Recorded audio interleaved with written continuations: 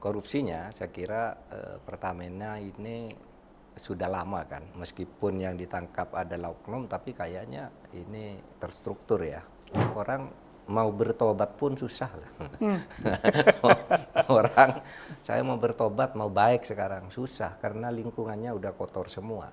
Pemerintah itu tidak peduli seperti tuli gitu ya, nggak mau mendengar apa ya silakan kau aja, saya jalan gitu. Nah rasanya seperti itu, sehingga kita melihat ini situasi yang sangat buruk kalau dalam kehidupan berbangsa dan bernegara. Hati nurani manusia itu kalau sudah keterlaluan itu biasanya akan menggumpal bersama-sama.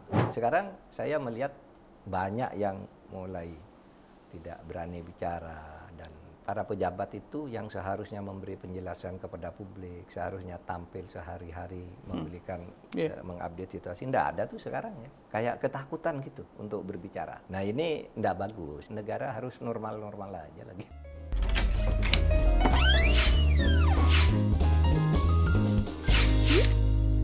Assalamualaikum warahmatullahi wabarakatuh. Selamat datang di Buka Saja. Teman-teman sekalian, tidak banyak orang yang melalui karir dari 3 cabang ya, eksekutif, legislatif, yudikatif. Apalagi mulai dari akademik. Biasanya akademik tuh lempeng aja di akademik dan tidak berkesempatan untuk masuk ke berbagai jenjang karir di pemerintahan.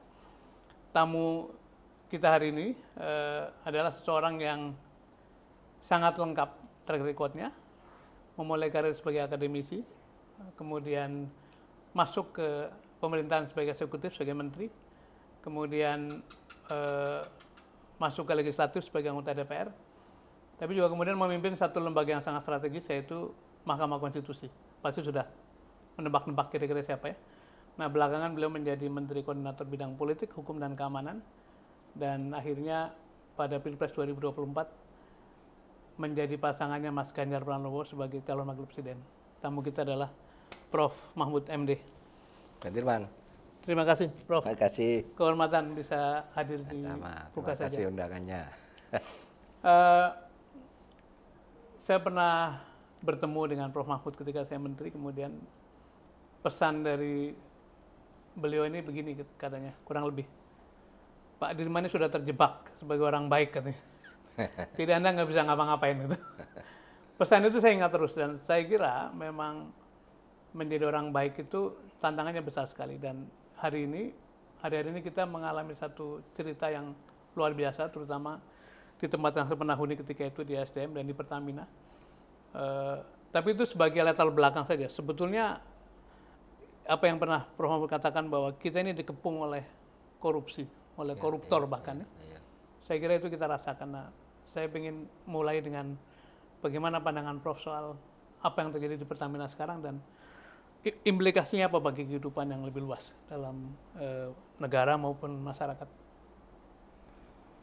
Kalau korupsinya, saya kira Pertamina ini sudah lama kan. Orang tahu bahwa di sana banyak korupsi.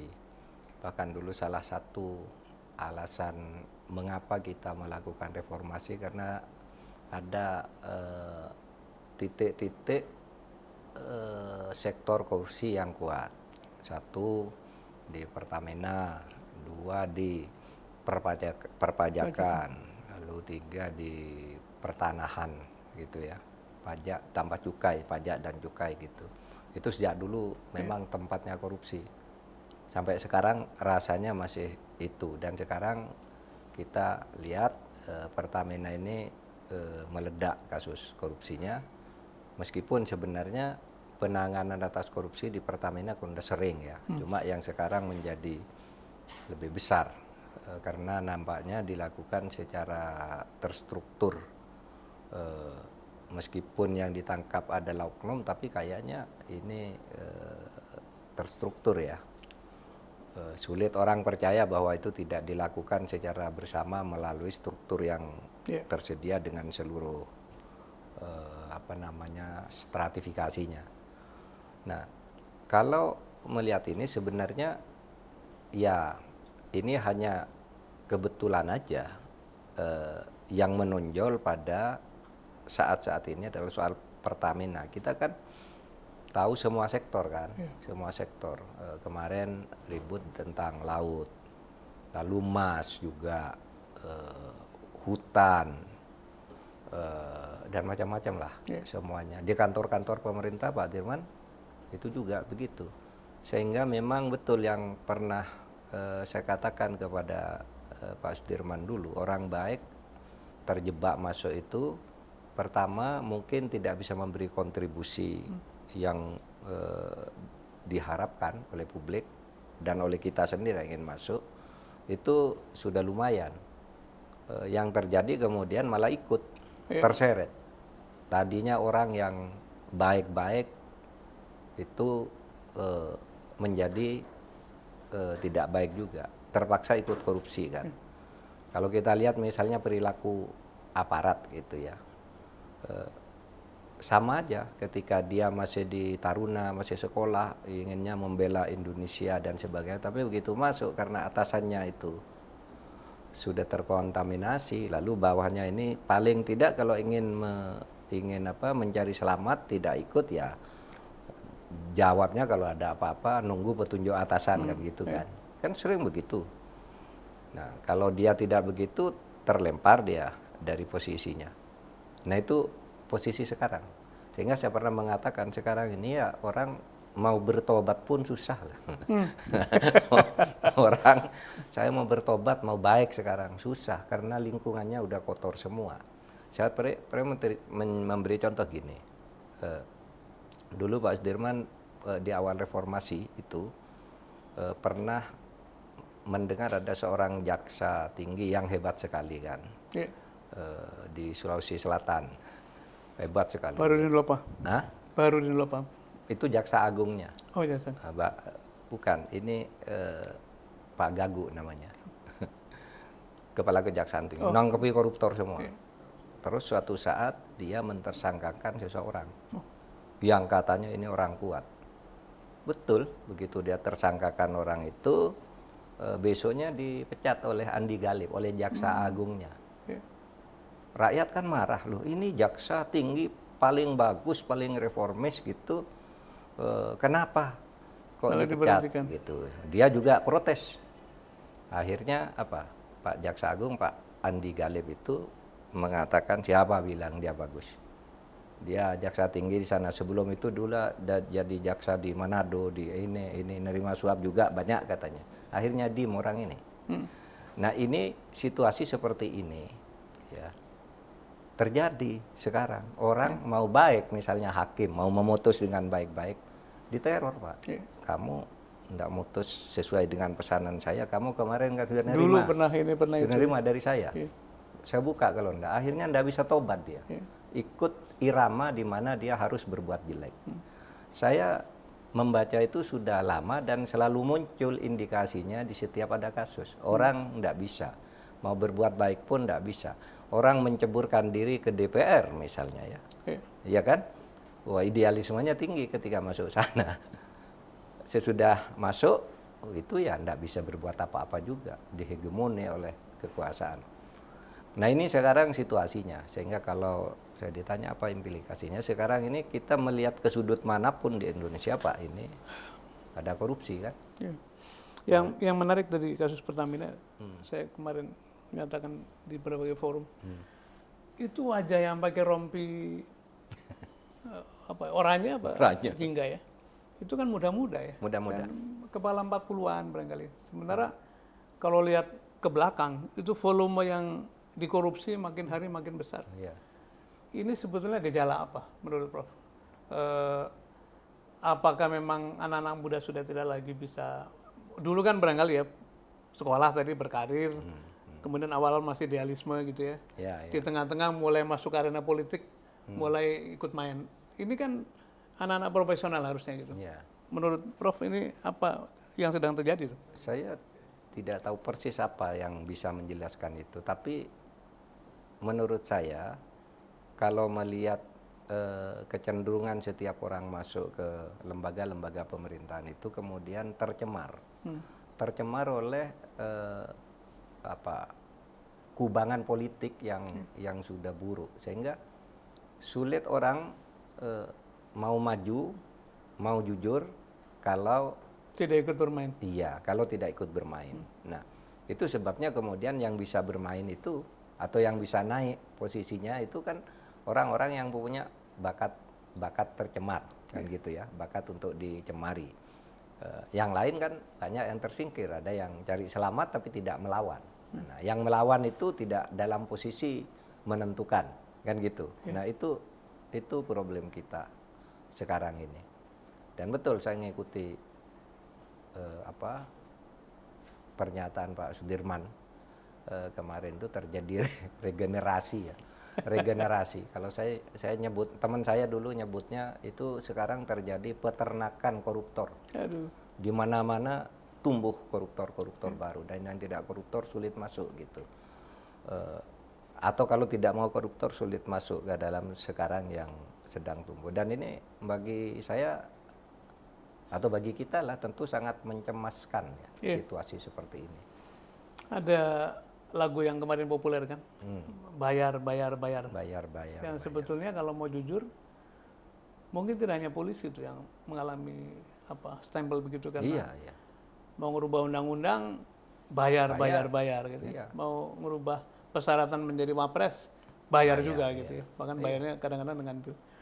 Bahkan ormas-ormas agama pun sekarang dicoba dibayar dengan jadi seperti ada kehancuran moralitas yang menurut saya emang ini lebih mencemaskan dari sekedar jumlah uang yang dicuri gitu. Betul. Karena itu menyangkut kelangsungan bangsa kita. Jadi bayar itu sekarang kalau orang luar perlu pelayanan pemerintah bayar kan gitu. Tapi kalau pemerintah berbuat salah atau ingin berbuat salah, dia bayar untuk mendapat dukungan ke ormas-ormas, perguruan tinggi, melakukan proksi dan sebagainya, membuat proksi, memecah belah dan sebagainya, sehingga enak-enak saja. Dan yang lebih mencemaskan sekarang ini kan sepertinya pemerintah itu tidak peduli, tidak seperti tuli gitu ya, nggak mau mendengar apa ya silahkan kau aja, saya jalan gitu, toh saya jalan juga nggak apa-apa. Nah rasanya seperti itu, sehingga kita melihat ini situasi yang sangat buruk kalau dalam kehidupan berbangsa dan bernegara. Nah oleh sebab itu ya mari kita diskusikan. Mengapa saya bilang mari kita diskusikan? Karena kalau solusi-solusi yang ditawarkan udah banyak sekali. Ini mau apa kita ini? Sudah melakukan ini, sudah melakukan itu, sudah ngomong ini, itu sudah, kok tetap aja tidak ada perubahan yang signifikan. Sementara yang di atas sana ya terus saja melangkah tanpa peduli. Dengan berbagai ejekan di medsos mereka juga tidak peduli, merasa tidak tahu malu gitu, tidak malu. Ya. Nah, kalau sudah rasa malu itu sudah begitu kebal untuk disentuh, ya berarti kita berhadapan kalau di dalam agama itu orang yang imannya lemah kan. Kita dipimpin oleh orang-orang yang tidak beriman. Kenapa? Kan ada hadis Nabi, al-haya'u minal iman katanya. Rasa malu itu bagian dari iman. Kan? Nah sekarang orang pada tidak tahu malu, di mana iman itu gitu. Kalau ini bahasanya, narasinya orang agak kecewa ya, agak frustrated. Padahal tiap hari itu kan kita membaca Pancasila, menyanyi Indonesia Raya gitu. Terus yang pertama itu kan ketuhanan Yang Maha Esa segala macam. Terus setiap sambutan selalu ada kata-kata sebagai orang beriman, mari kita tidak hentinya bersyukur gitu. Kadang-kadang ngejek Tuhan juga gitu. Gini, saya hanya takut kepada Allah, tidak takut kepada protesme kan gitu. Yang saya takuti hanya Allah dan rakyat gitu. Tapi dia sama rakyat ngejek, pada Tuhan tidak taat juga. Kan kita ngejek Tuhan. Prof, saya dulu mendengarlah generasi Cak Nur itu punya harapan ketika pendidikan makin baik, maka posisi antara penguasa dengan rakyat itu akan makin seimbang, makin egaliter, makin demokratis. Tapi coba kita lihat data-data ini, masih ada nggak tuh? Hari ini tuh kita punya 13 juta sarjana, kemudian perguruan tinggi terus naik ya. Sekarang ini ada 4.000-an lebih perguruan tinggi.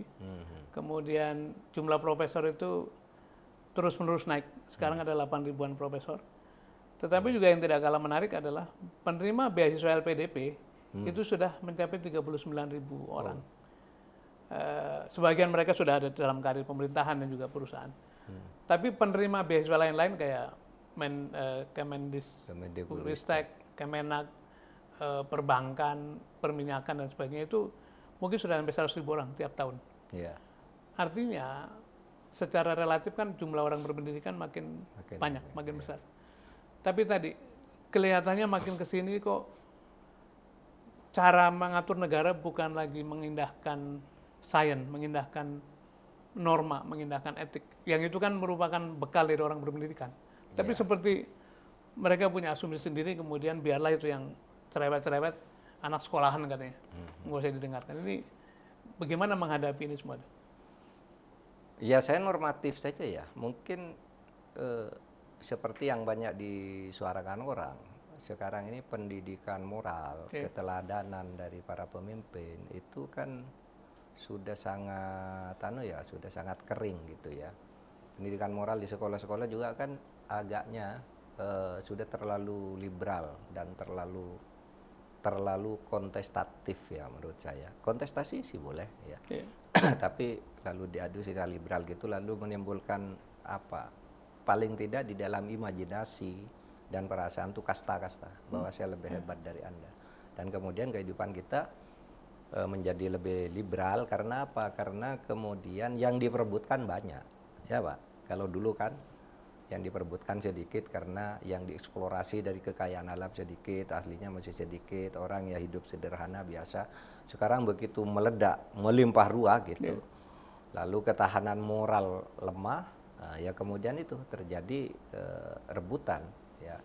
Kalau istilahnya siapa dulu, Tom Hobbes itu homo homini lupus, orang cenderung saling memakan sekarang ini. Nah terus apa ya, normatif lagi kembali, mari pendidikan moral itu bagaimana. Nah setiap kita, nah ini lagi gejalanya ya, setiap ada menteri baru ada kebijakan baru. Ya karena menteri itu diangkat, misal menteri pendidikan, karena dianggap dia mampu untuk memperbaiki keadaan, sehingga membuat kebijakan-kebijakan baru gitu ya. Sehingga tidak merasa menjadi menteri kalau kebijakannya tidak baru. Oleh sebab itu kebijakan itu berubah-ubah sampai ketika kita bicara dulu, saya waktu Presiden SBY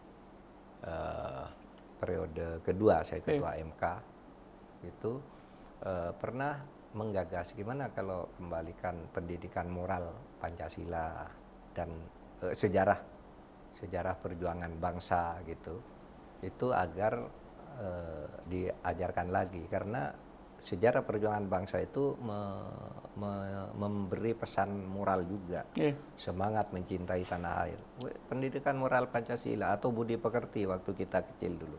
Nah sekarang tidak ada. Nah ketika ini ditawarkan, ada juga yang mengatakan untuk apa toh itu gitu. Itu kan sudah ada di rumah.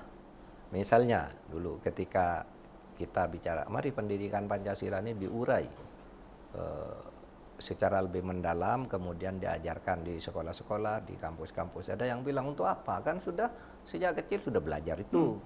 Sekarang di perguruan tinggi Pancasila itu tidak usah diajarkan lagi gitu. Kenapa? Karena setiap bidang ilmu itu sudah Pancasila di situ, bisa memuat ajaran-ajaran Pancasila. Nah itu pun terjadi perdebatan panjang kan. Nah itu waktu zaman saya dan Pak SBY terjadi. Itulah sebabnya kemudian sesudah itu ada sosialisasi Pancasila dan konstitusi.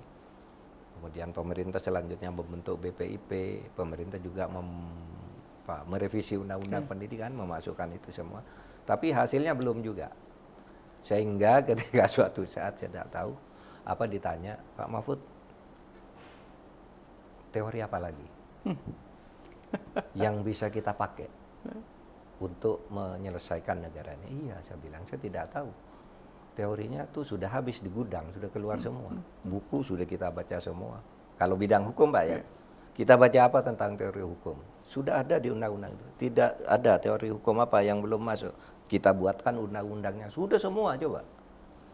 Yang ada sekarang tinggal implementasinya. Dan implementasi itu tidak ada satu kekuatan yang mengorkestrasi.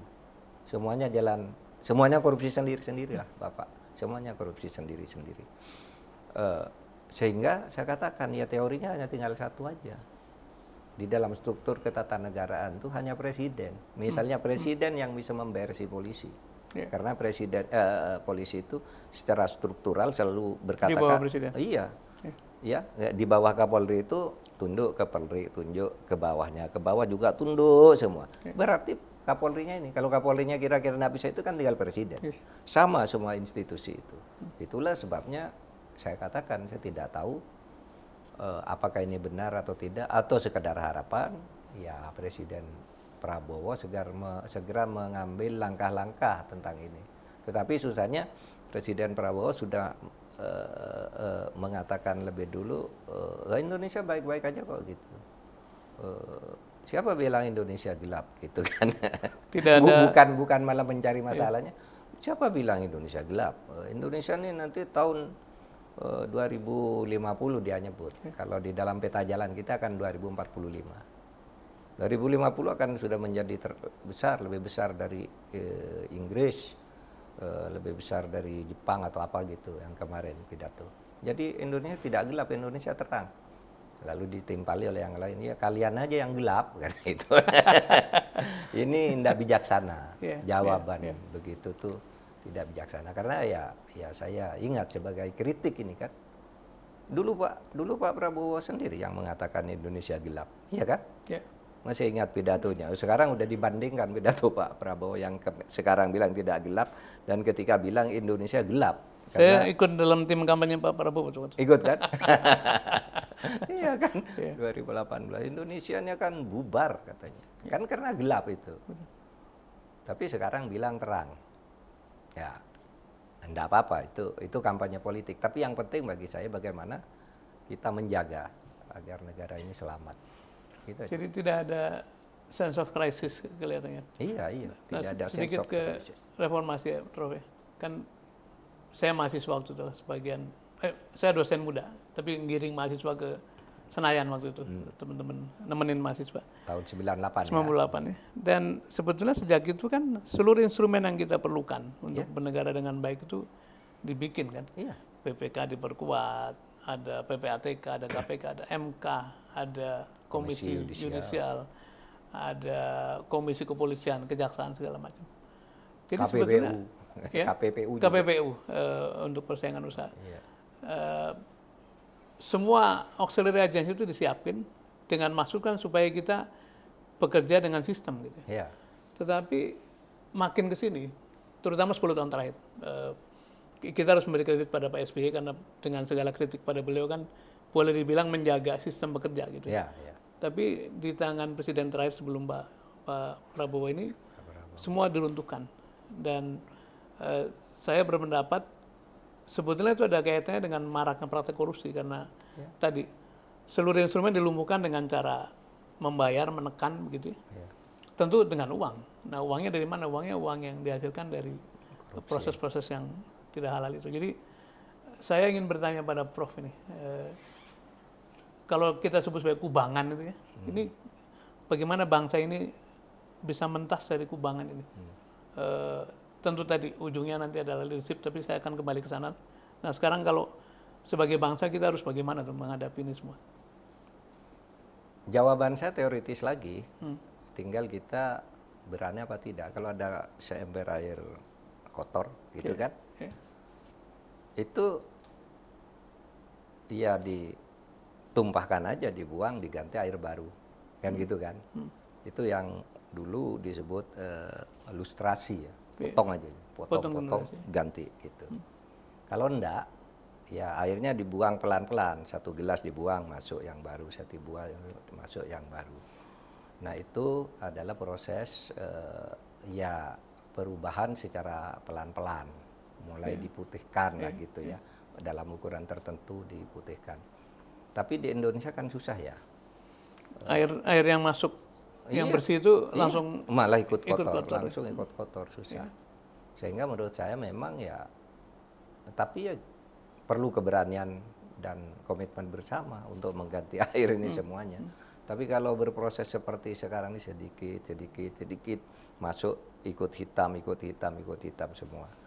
Dan saya kira tanggung jawab kita semua ini, gimana nih caranya seperti ini. Sudah kita ini bilang ini enggak bisa, itu enggak bisa, ini lagi enggak bisa, karena mentok. Sehingga saya katakan enggak ada, sudah teorinya udah habis nih. Tinggal Pak Prabowo mau enggak nih, gitu. Tapi Pak Prabowo enggak merasa ada apa-apa ya kan, susah juga ya ininya. Nanti kita lihat aja perkembangannya. Nah, biasanya alam menuntun. Alam menuntun untuk membuat perubahan secara tiba-tiba. Ini kalau pandangan umum. Tapi kalau orang beragama, Tuhan pada saatnya akan turun tangan gitu. Sejarah selalu membuktikan itu kan.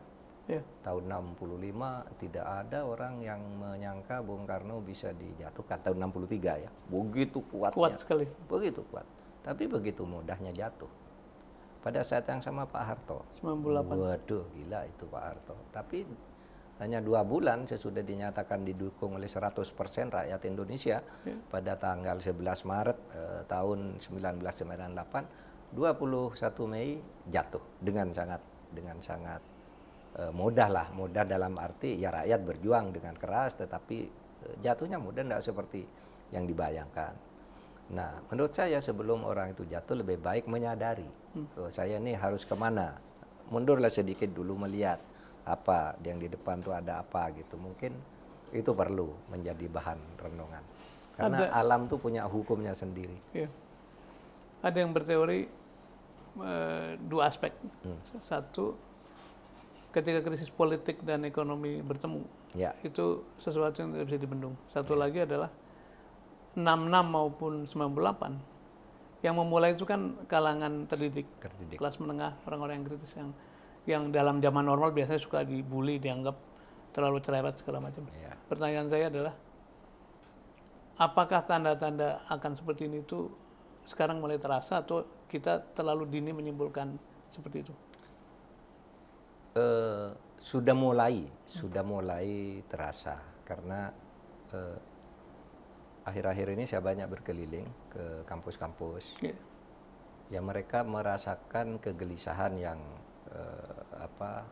sangat serius gitu ya, berbagai kampus. Sementara mahasiswa juga Pak, sudah mulai, cuma belum terkonsolidasi seperti dulu karena sekarang proksinya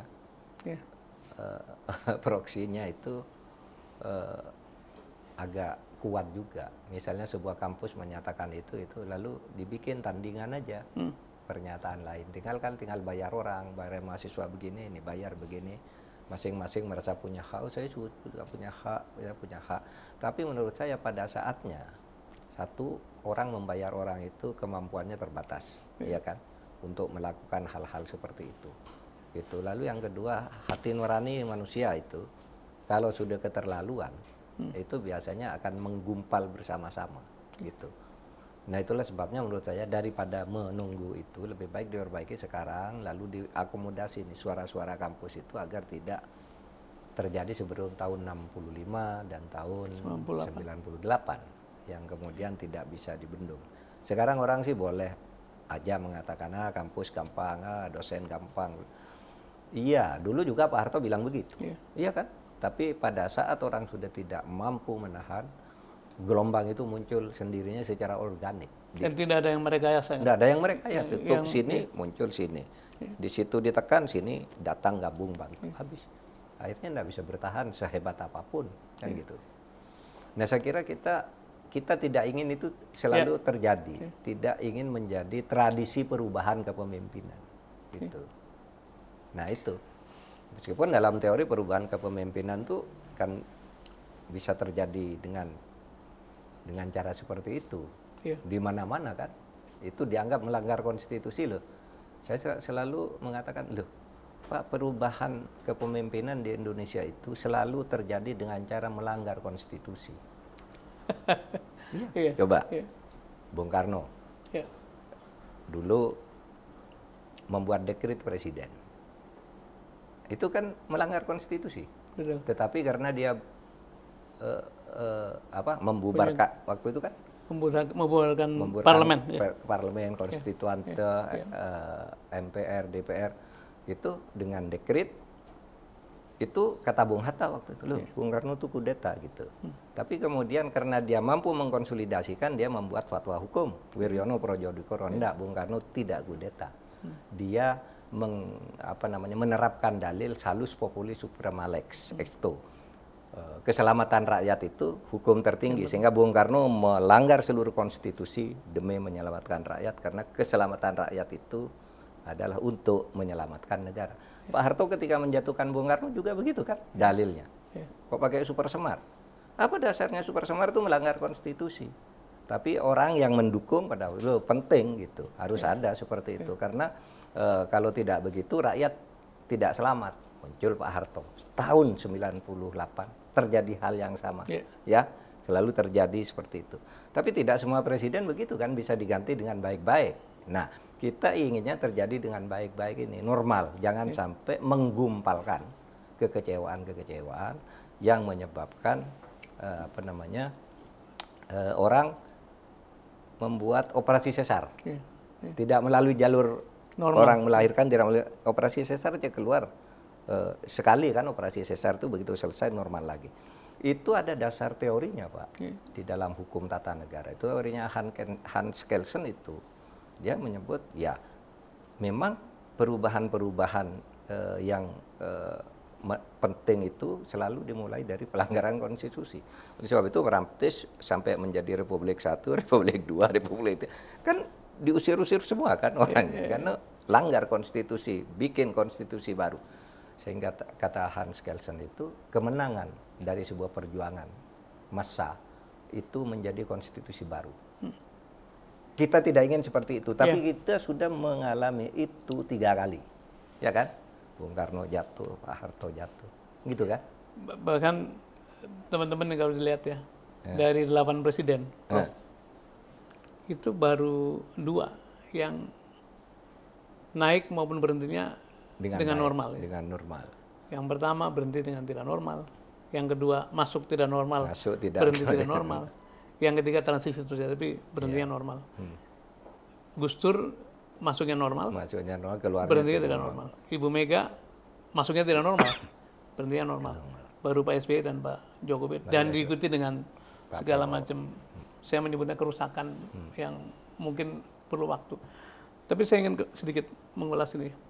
Sebetulnya keadaan sekarang itu betul-betul patut dicemaskan karena misalnya sekarang nih, sejak sebelum pelantikan presiden, indeks harga saham tidak pernah naik, terus turun.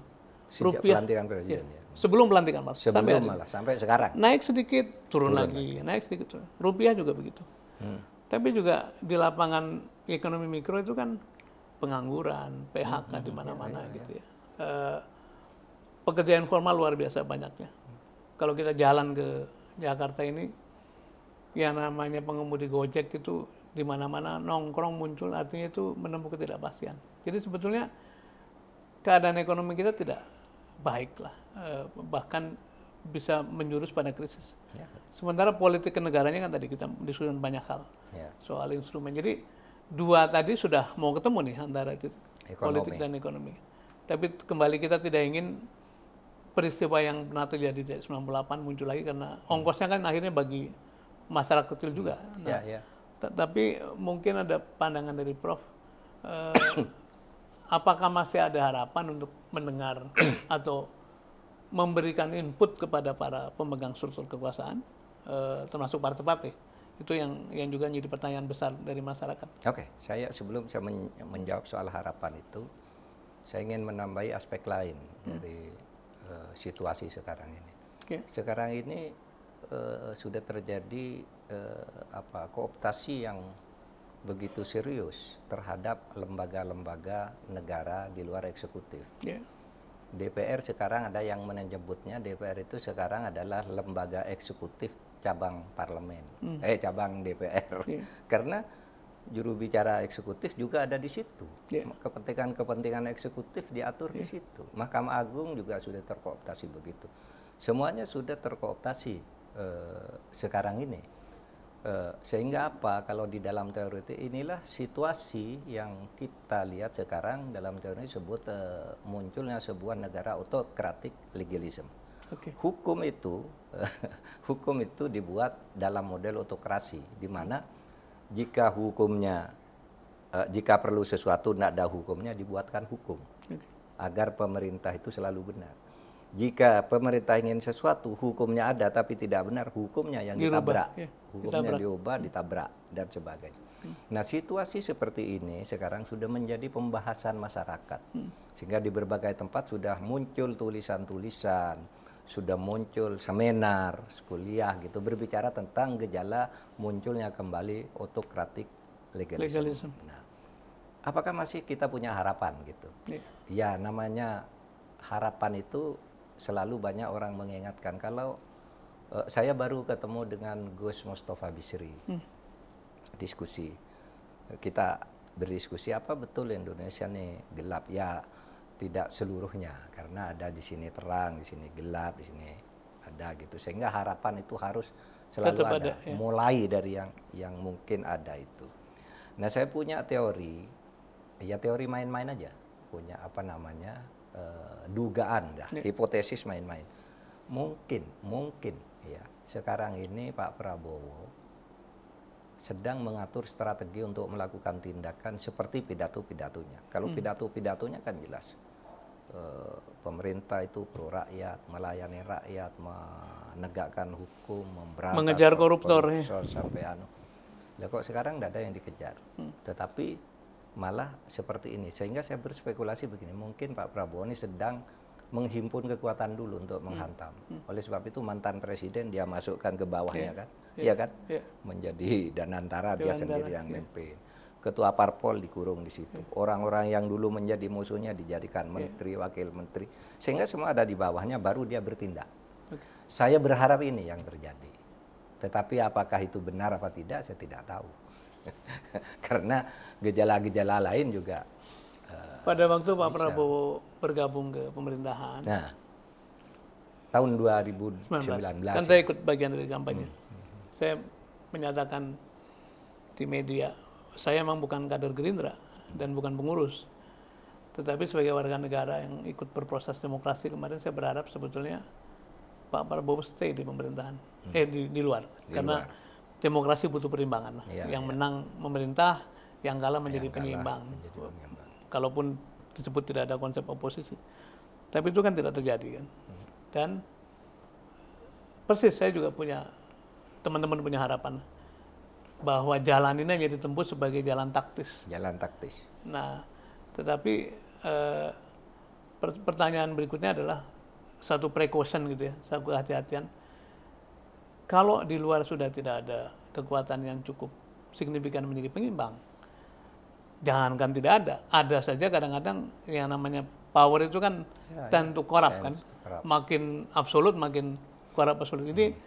Ini kan satu dilema kan, kita berharap atau menunggu situasi itu, tapi sisi lainnya jangan-jangan makin kuat, makin tidak mendengar itu. Ya, gimana, Prof? Iya, saya berpikir gini, mungkin Pak Prabowo memerlukan waktu, karena dia kan dulu pidatonya kan gini, ya tadi beredar lagi pidatonya Pak. Ada yang bilang Prabowo lembek, Prabowo tidak berbuat apa-apa katanya.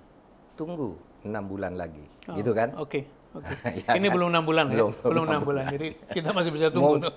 Mungkin itu dia proses menghimpun kekuatan, berada di bawah dirinya semuanya dulu, lalu dia membangun demokrasi seperti yang dia janjikan.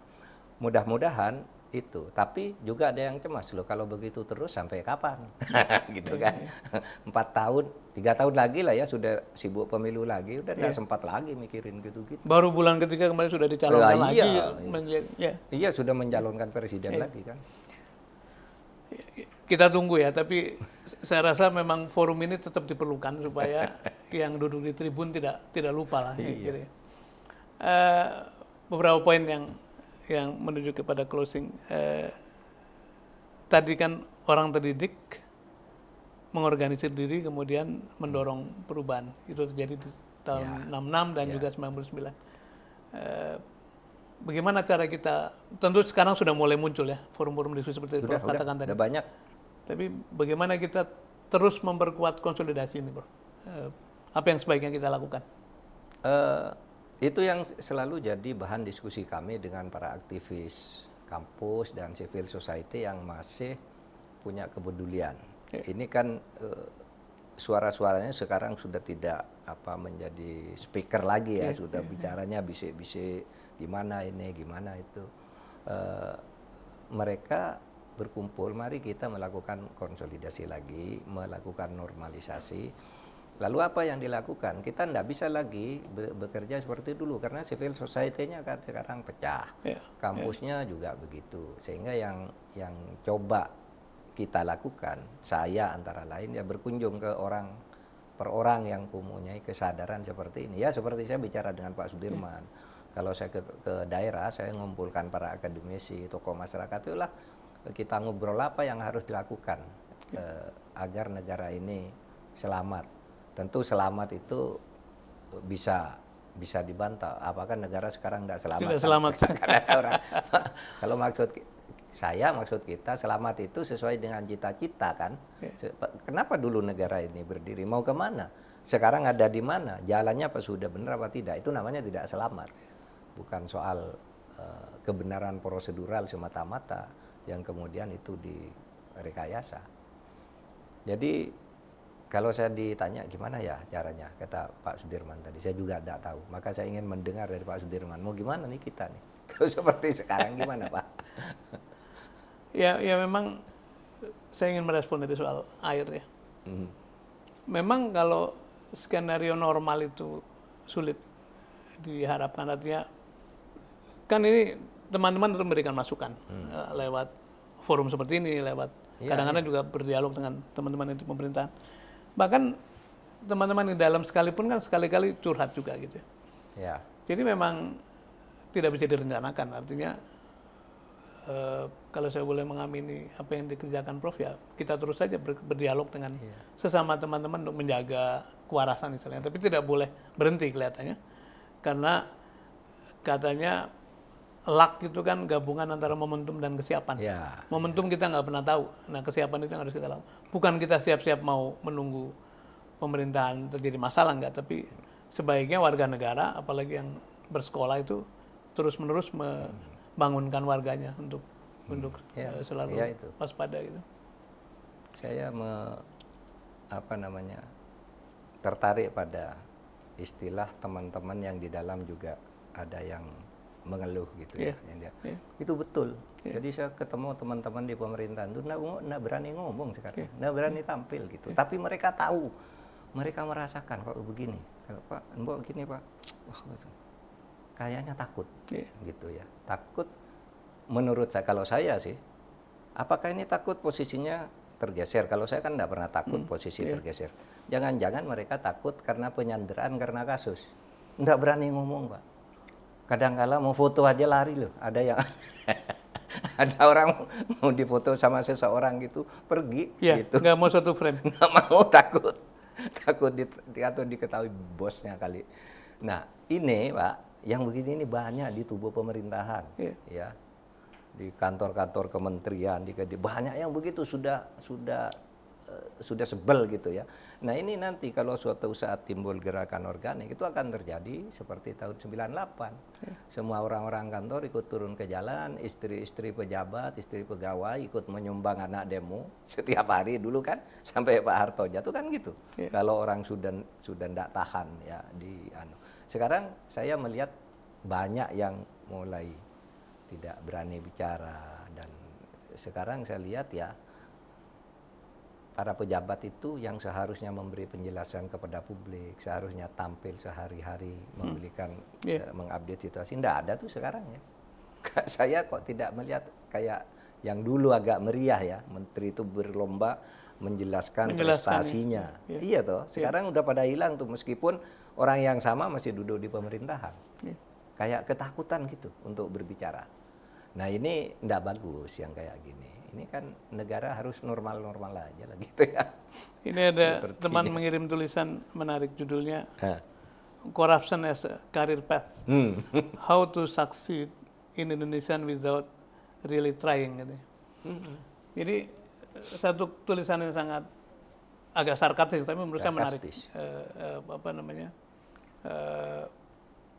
Kalau tidak ikut menjadi bagian itu ya, you will not survive. Gitu. Iya. Bahkan diuraikan korupsi sebagai oli atau minyak dari aktivitas ekonomi. Gitu. Ini sesuatu yang menurut saya sangat mencemaskan karena kita bisa terjun ke jurang sama-sama. Iya, terjun ke jurang sama-sama. Dan pikiran sudah lama sih orang mengatakan kita memang harus menjadikan korupsi itu sebagai oli gitu. Karena kalau enggak gitu ekonomi sekarang macet semua. Akhir-akhir ini nih saya sudah ribut ini digambarkan sebagai situasi seperti itu. Ketika kami efisiensi, Pak, saya sebulan terakhir ini sering sekali ke bandara. Bandara tuh kosong, Pak. Penumpangnya enggak ada. Yang duduk di ruang tunggu tuh enggak ada. Kenapa? Sudah ada efisiensi katanya. Menerjemahkan efisiensi dengan begitu ya? Iya, kata sudah ada efisiensi, orang enggak bisa bergerak sekarang. Pejabatnya mau ke sana enggak bisa. Yang jualan di sana enggak ada yang beli karena enggak ada orang berkunjungan gitu. Sehingga semuanya macet. Lalu muncul istilah, kalau begitu biarkan aja lah korupsi, biar enggak ada efisiensi, biar apa? Karena korupsi itu oli katanya. Tapi itu bahaya sekali pandangan seperti itu. Kita nggak setuju pasti lah. Nggak setuju sama sekali. Itu pandangan sangat immoral, ya kan? Dan menghancurkan kita pada saat itu. Iya. Dan sebetulnya kalau level mikro kan banyak contoh-contoh perusahaan yang dikelola dengan baik tanpa korupsi dengan yang banyak itu kan sudah jelas beda. BUMN banyak yang baik, tapi juga banyak yang ambruk bukan hanya korupsi. perusahaan BUMN, juga negara-negara lain banyak kan. Persis. Ya. Bersih korupsinya, maju ekonominya. Tapi betul saya cemas yang katakan Bapak tadi. Kalau krisis politik dan krisis ekonomi bertemu itu tidak pernah tidak terjadi keruntuhan sebuah rezim. Ya, kita tidak berharap itu terjadi. Kita terjadi. tidak berharap. Makanya kita ketemu ini supaya terus mengingatkan ya, Prof. Saya ingin bertanya agak personal. Ini kan Prof. Mahfud ini salah satu role model kita, salah satu panutan anak-anak muda. Saya boleh menyebut muda karena masih lebih muda sedikit. Masih lebih muda. Prof pernah di pendidikan, pasti punya kader begitu banyak. Pernah di eksekutif, pindah 2 kementerian, pertahanan kemudian menteri kehakiman. Pernah mimpin legislatif, pernah menjadi ketua Baleg segala macam. Terus yudikatif, pernah di Mahkamah Konstitusi, penjaga konstitusi kita. Tentu ada learning point mengapa negara kita ini dalam perjalanan karir yang begitu panjang kok sampai pada jatuh seperti ini, padahal sebetulnya pembangunan itu kan harusnya memang membuat masyarakat lebih melek, harusnya lebih baik kita dalam segala hal gitu. Nah, yang kedua nanti pengen sharing plan berikutnya untuk berkontribusi bagi Republik ini, mungkin punya rencana apa, Prof? Monggo. Nggak ada ya rencana. Mungkin mulai dari sini ya. Karir saya yang terakhir itu ketika saya menjadi calon wakil presiden. Itu saya kira di politik yang sampai sekarang itu menjadi akhir. Terus sesudah itu mau kemana? Saya itu Pak, mengalir aja. Tidak akan melakukan langkah-langkah yang tidak benar, koruptif, kolutif dan sebagainya. Saya dulu di Modaliano aja sebenarnya. Waktu saya kecil, dulu saya mondok. Saya sering diajak makan bersama kiai berdua, guru saya ketika saya masih kecil. Tahun 68, 69 saya berumur 10 atau 11 tahun gitu. Kecil diajak makan gitu. Nah, ketika makan itu Saya suruh makan nasi di rumah Kiai, makan. Habis ditambah lagi, ayo makan. Ayo makan, ayo makan. Sampai saya, sudah Kiai enggak kuat lagi, ya, ayo makan gitu. Sampai akhirnya enggak kuat, Kiai saya bilang, nah katanya, kamu makannya cuma segitu kan katanya. Oleh sebab itu kamu jangan tamak. Itu masih banyak orang lain yang butuh makan. Pada waktu itu sudah ada istilah korupsi. Besok kalau kamu jadi orang, jangan korupsi. Kamu harus berlaku jujur, kamu akan selamat. Tapi kalau kamu korupsi mungkin sebentar kamu dapat. Tapi kamu itu diburu-buru oleh rasa takut, rasa khawatir. Dan saya akhir-akhir ini merenung ketika ada seorang teman istrinya nangis gitu karena suaminya ditahan. Kasus itu kasus yang sudah 15 tahun lalu. Nah, oleh sebab itu saya ingatkan kepada para koruptor itu, meskipun Anda sekarang aman, 15 tahun yang akan datang masih bisa ditangkap. Karen Agus itu kan sesudah pensiun ditangkap, iya kan? Tumenggung, Arsyad Tumenggung, sesudah sekian tahun, 11 tahun pensiun ditangkap juga. Siapa direktur itu, direktur Garuda sama. Sehingga saya ingin mengatakan hati-hati. Guru saya mengatakan, udahlah kamu butuh segitu. 1, jangan korupsi, 2, jujur gitu. Nah itu selalu menjadi bekal bagi saya sampai sekarang. Dan oleh sebab itu ketika saya menjadi menteri itu, saya anggap bonus. Karena Tuhan itu ngatur bagi saya. Kan Tuhan itu ada dalilnya begini, idza aradallahu syai'a hayya'a asbaba. Kalau Allah menghendaki sesuatu terjadi, dibuat sebabnya agar terjadi. Itu bayangkan Pak, saya, Pak Sudirman apa itu kan dulu bukan siapa-siapa.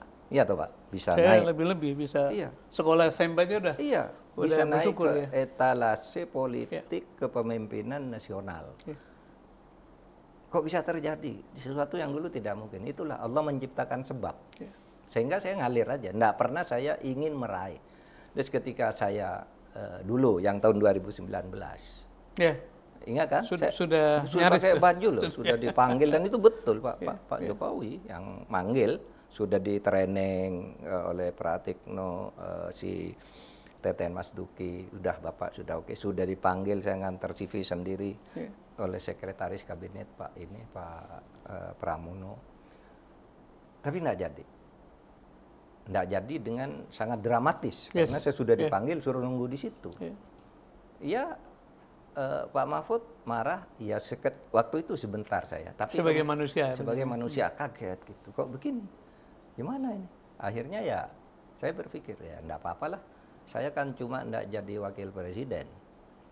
Dulu Bung Karno itu sudah jadi presiden aja dijatuhkan. Saya belum jadi kok enggak jatuh gitu. Cuma enggak jadi naik gitu kan. Menarik ini. Iya kan?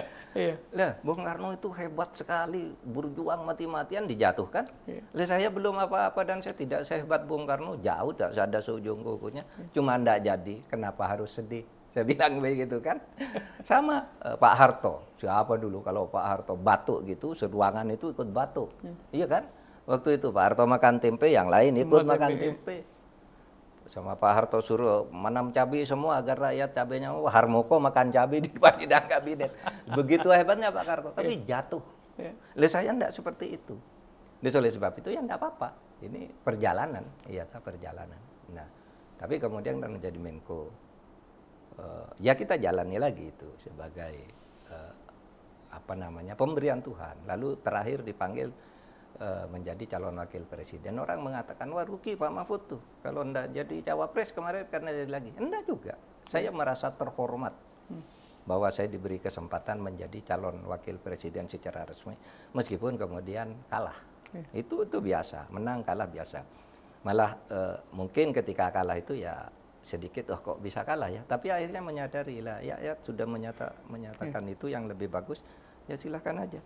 Saya sudah berjalan-jalan lebih lama kayak sampai sekarang. Untung kemarin tidak terpilih saya. Kan begitu kan akhirnya.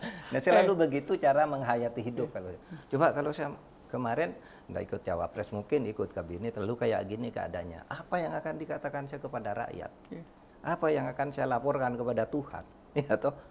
Nah, oleh sebab itu ya alhamdulillah lah. Tuhan selalu gitu. Saya punya biografi judulnya Mengalir.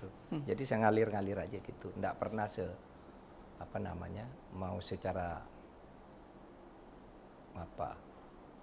keras untuk mencapai sesuatu, mengejar sesuatu, nggak konfrontatif dengan orang. Nggak, saya bicara ya yang jujur-jujur aja lah, terbuka gitu. Oleh sebab itu saya merasa tidak punya musuh yang sesungguhnya musuh gitu.